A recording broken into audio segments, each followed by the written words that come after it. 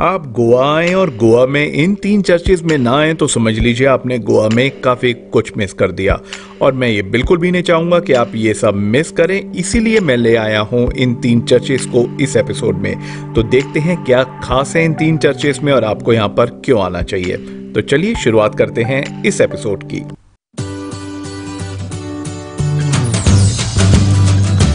Hello everyone, to continue our journey in some of the places in Goa.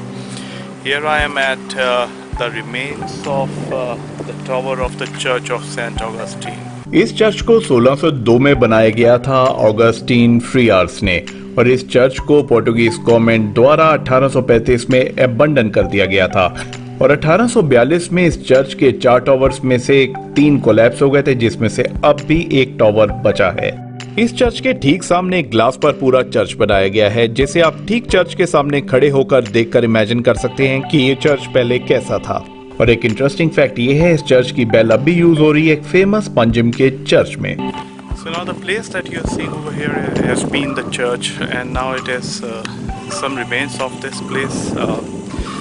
Worth to come, worth to have a look at this place which is ancient. Tower of church of saint Augustine को देखने के बाद जिस next location पे हम पहुंच रहे हैं वो है गोवा की काफी मशहूर location, and this is church of Bom Jesus.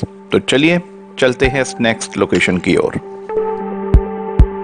एक सबसे इम्पोर्टेंट चर्च जो गोवा का है जिसे आप मिस नहीं कर सकते हैं वो है चर्च ऑफ बॉम जीसस। इसके ठीक सामने एक म्यूजियम भी है जो मैं आपको दिखाना चाहता हूँ।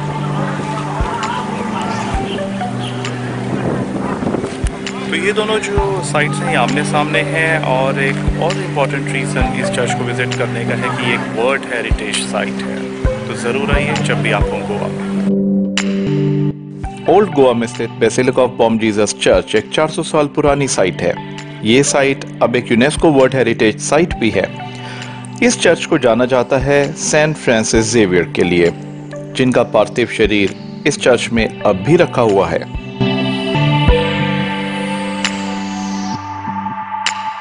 सेंट फ्रांसिस जेवियर, जिनकी डेथ हुई थी 3 दिसंबर 1552 में चाइना के एक आइलैंड शैंगवान में। उस वक्त इनकी एज थी 46 इयर्स। इनको फाइनली गोवा में लेके आने से पहले 3 अलग अलग कंट्रीज में दफनाया गया था। और अमेजिंग फैक्ट ये है कि जब इनकी बॉडी को वहां से निकाला जाता था, इनकी बॉडी बिल्कुल ठीक हालत में होती थी। इस चर्च का कंस्ट्रक्शन शुरू हुआ था 1594 में और इसे कंप्लीट किया गया था 1605 में बाय आर्क बिशप। और इस चर्च को कहा जाता है बॉम जीसस, जिसका मतलब है होली और गुड जीसस। इस चर्च के अंदर की ब्यूटी देखते ही बनती है। इस चर्च को डिजाइन किया गया था 17th सेंचुरी के फ्लोरेंटाइन स्कल्पचर जियोवानी बैटिस्टा फोगिनी ने। और इसके बारे में ऐसा भी कहा जाता है कि इंडियन में क्रिश्चियनिटी की शुरुआत इसी चर्च से हुई थी। और इस चर्च की खास बात यही है कि सेंट फ्रांसिस जेवियर की बॉडी को अब भी इस चर्च में रखा गया है, जहां पे आप अभी देख रहे हैं। ये जो कैस्केट है ये सिल्वर और ग्लास का बना हुआ है, और इस ग्लास के थ्रू आप इनको साइड विजन से देख सकते हैं। यहाँ पे आप बहुत क्लियरली नहीं देख पा रहे होंगे, बट ये जो साइड पे पिक्चर मैं आपको दिखा रहा हूँ ये एग्जैक्टली इसी बॉडी की है, जो फिर भी कंपैरेटिवली काफी अच्छी कंडीशन में है।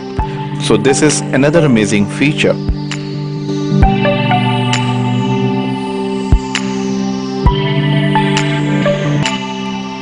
इस चर्च में लाखों की संख्या में डिवोटीज हर साल यहाँ पर आते हैं, और सेंट फ्रांसिस जेवियर की बॉडी को हर 10 साल में एक बार पब्लिक व्यूइंग के लिए रखा जाता है। And last but not the least, इस चर्च के एग्जिट के पास आप चाहें तो यहाँ से सोवेनियर्स भी खरीद सकते हैं।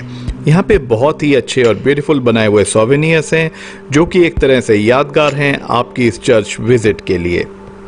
चर्च ऑफ बॉम जीसस जैसी अद्भुत लोकेशन को देखने के बाद जिस जगह पे मैं फिलहाल जा रहा हूँ वो है काफी इंटरेस्टिंग। और ऐसा क्यों है, चलिए देखते हैं।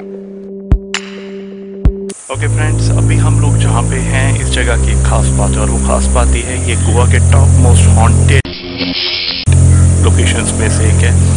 मैं जहाँ पे हूँ ये एक चर्च है। इस चर्च को कहा जाता है चर्च ऑफ 3 किंग्स। इसकी कहानी कुछ ऐसी है कि 3 किंग्स थे पोर्टुगीज, जिन्होंने इस जो मतलब यहाँ पे रहते थे, उनमें से एक किंग ने बाकी 2 किंग्स को पॉइजन कर दिया था, उनको पॉइजन दिया था।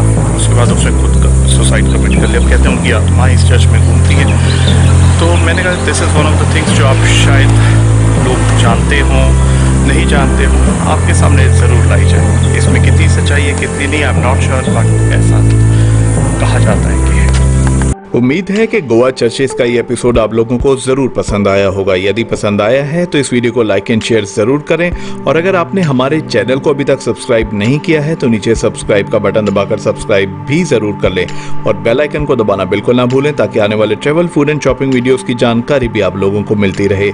तो जल्दी मैं मिलता हूँ और भी वीडियोस के साथ, तब तक के लिए do take care and best wishes.